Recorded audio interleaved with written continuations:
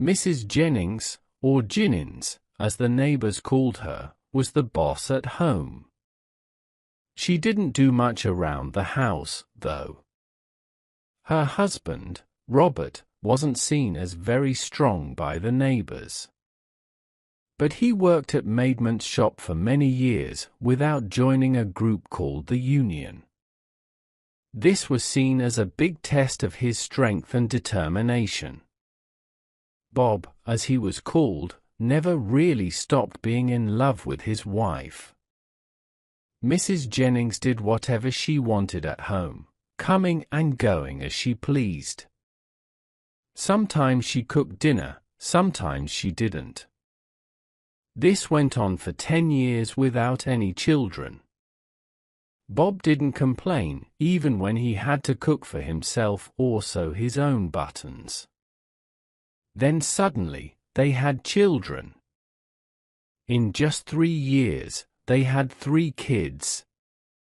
Bob had to take care of them, washing and feeding them a lot. Mrs. Jennings was a big woman, with messy hair that fell around her face. She didn't always dress neatly and didn't seem to care what others thought. People said bad things about her and a young man who rented a room in their house. He was a cabinet maker who often skipped work and spent time with Mrs. Jennings when Bob was at home with the kids. This made Bob unhappy, but he didn't want anyone's sympathy. However, people at his workplace found out and made his days difficult because of it. At home, things got worse. Bob often came back at 5:30 to find the children still screaming, hungry, and dirty. He had to feed them, wash them, and take care of their cuts and bruises from being neglected all day. Then, he had to make dinner and tea for himself. Bob's sister sometimes came by and complained about Mrs. Jennings. But Bob defended her, saying that she didn't like work, but she was a good person who just didn't think much about things. His sister thought he was silly and left. Bob wasn't very smart, but he could manage his daily tasks. However, with all the sadness at home, his mind wasn't as sharp. He didn't understand jokes at work as quickly as before, and his boss got mad at him. Mrs. Jennings stopped pretending to take care of the house. Sometimes, she would sit around, not quite sober, while Bob took care of the kids. She would only speak to insult him and complain about their home. Once, she even hit him out of frustration. But Bob calmly warned her not to do it again, surprising her with his firmness. After that, she never hit him again. Bob Jennings didn't have any friend except for his sister and his noisy children. Then, one day, his wife disappeared with another man, taking some of their things. When Bob came back home, he noticed that the clock was missing. "Mummy took the clock," said Millie, the oldest child, watching Bob closely. "She took the clock and left. And she took the flowers too." Bob lit a lamp and looked around the house.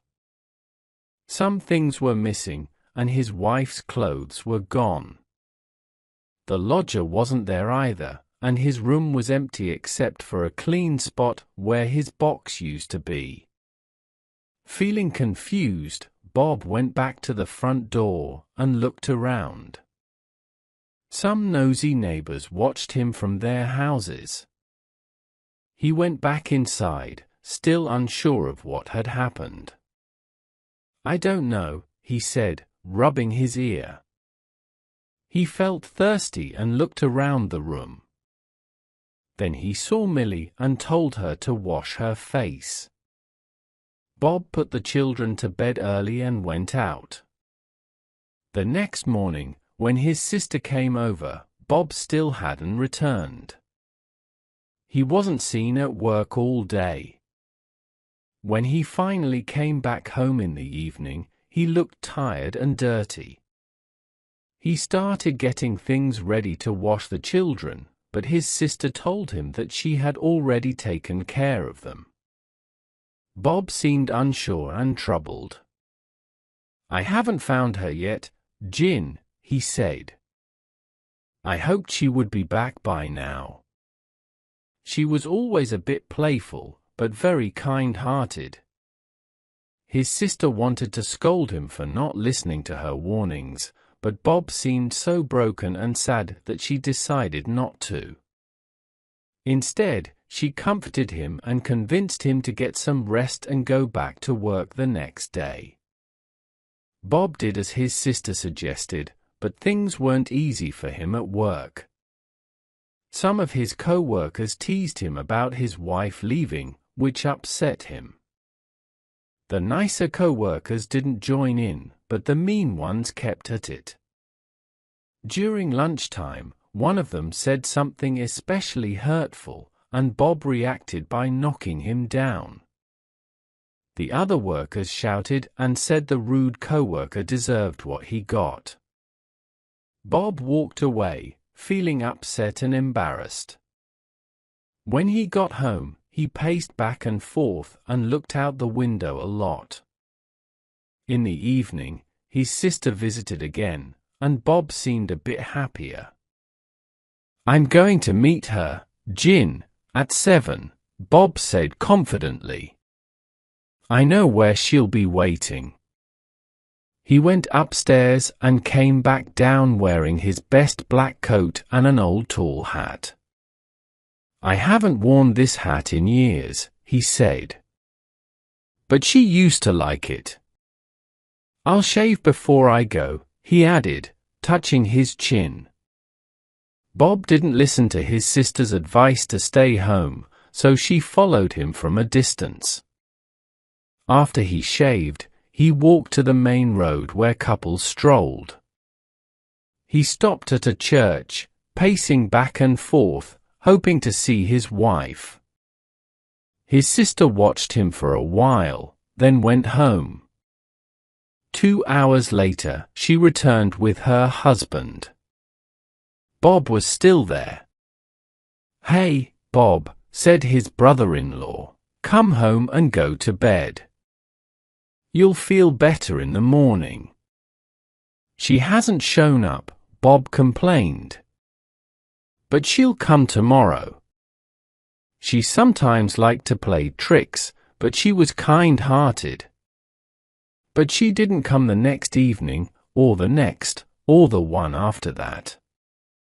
Bob remained hopeful, saying, "Something must have stopped her tonight, but she'll come tomorrow. I'll wear a blue tie like she used to like. I won't miss her tomorrow. I'll come a bit earlier." So it continued. His black coat got worn out, and some rude boys kept knocking his hat over his eyes. He cried over the hat, but tried to fix it. Would she come? Night after night, he wondered. But maybe tomorrow.